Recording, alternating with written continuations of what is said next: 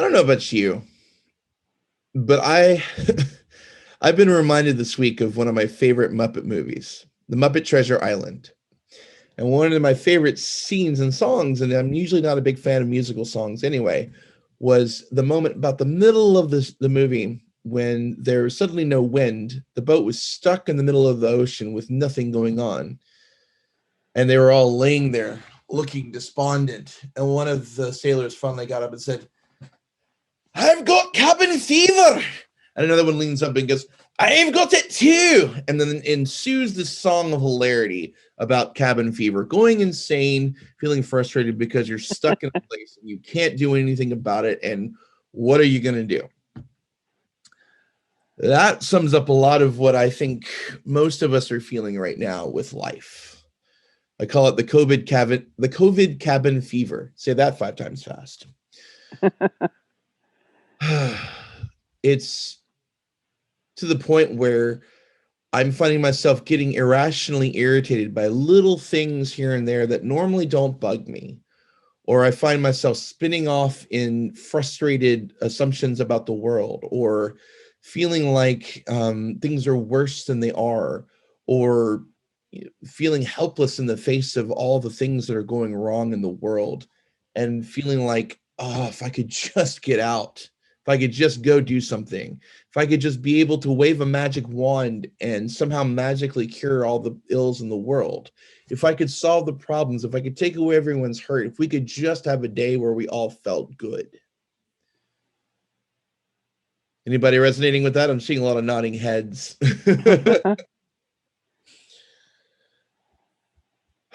I was struck this week when I was reading the readings. Originally, when I was first setting out to look at sermons to preach, I was wanting to kind of build on last week's sermon about calling and utilizing Paul's epistle, but I was struck by how pertinent the words of Isaiah are for where we are right now. When COVID cabin fever, when loss, anxiety, death, struggles like job insecurity, all the things that are causing us great anxiety collectively are just driving us crazy, making us anxious in ways we haven't been in years or maybe never before. It's a good reminder to be reminded that God is here. That God has not forgotten us in our troubles. I'll say that again. God is here with us, and God has not forgotten us in our troubles.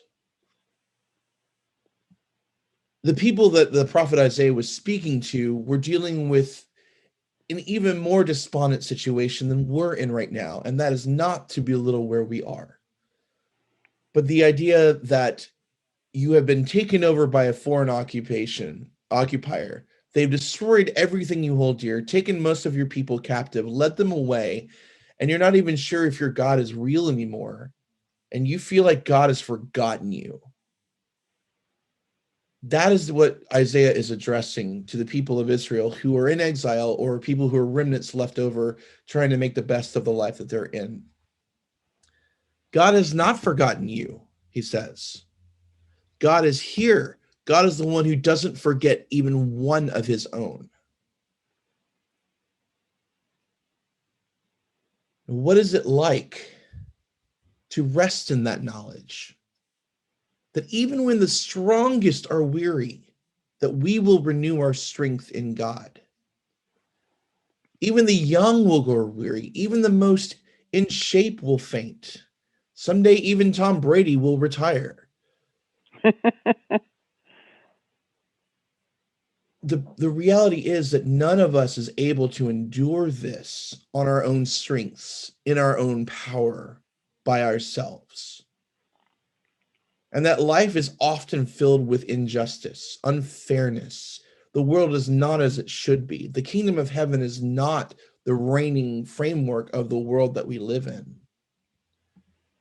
But that being said, God is with us in those challenges.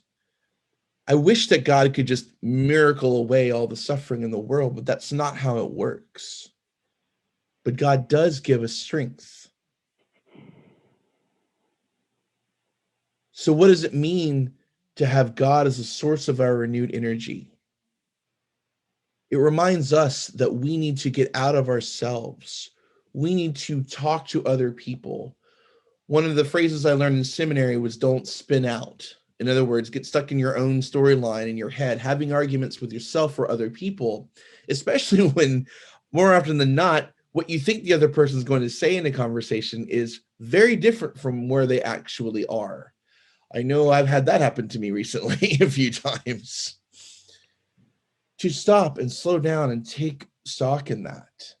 And ultimately, in order to receive that grace from God, the words of the psalmist come to my mind in the simple phrase, be still and know that I am God, and I will be exalted among the nations. Be still and know that I am God. Rest is not something we do very well in our society.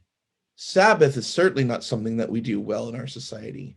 In fact, when problems arise, most of the time, the first advice people give or first thought they go to is, we need to organize around this. We need to do something. We need to legislate this. We need to go out and be active on behalf of other people. We need to challenge people. We need to raise awareness. We need to yell at people who are doing stupid things.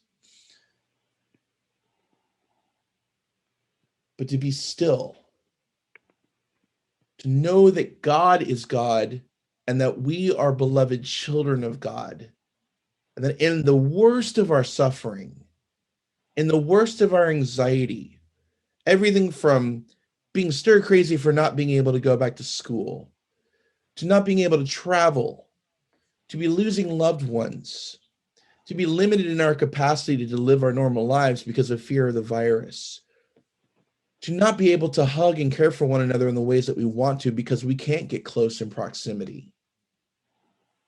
There's not a lot we can do about these things, but we can remind ourselves, take comfort in the midst of the worst of our pains, the worst of our fears, the worst of our losses, and the worst of the uncertainties, in the anchor that is God's love for us.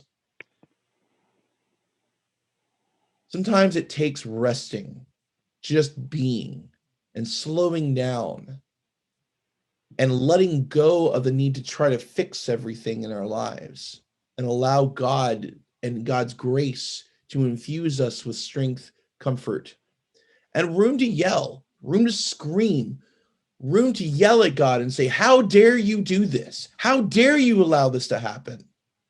Because that is prayer, and that is a sacred thing. But also say, God, I need you right now. Where are you? I need you. Or, God, thank you for the good things that I do have. Or all the above. If you're burnt out, if you're frustrated, if you're just done, if you don't know where your strength is going to come from next, the irony is rest in the arms of God. These resting in the arms of God never takes away our troubles, but it reminds us that we are not alone in it. And through that, as we get that recharge, then we are able to be grace for other people.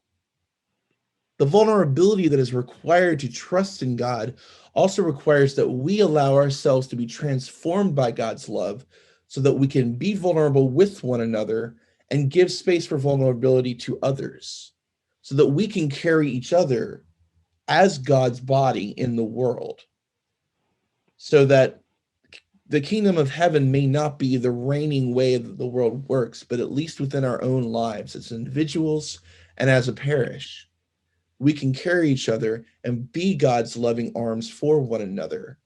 We can share our stories, share our challenges, and be there for one another in the midst of it. Ultimately, as we rest in God, as we take nourishment from being still in God's presence, remembering that God has us, remembering that God remembers and loves us, we can then build that out into the world so that we continue to create God's kingdom of love in the midst of a world that right now is just racked with hatred, fear, and uncertainty, that really hopes for what we have to offer, that really needs what God's stillness and arms can provide. So take some time this week, especially if you're just totally stretched thin, like too much butter scraped over too much bread, and rest in God's arms, rest in your belovedness, rest in the fact that God has not forgotten us. God is with us, and we are the presence of God for one another. And take that love and take that grace once you've received it, once you've been able to saturate yourself in it, and share that with the world around you in ways that make sense so that more people can know what we have here in God and each other. Be still and know that God is God, and God's kingdom will be brought about among the nations. Amen.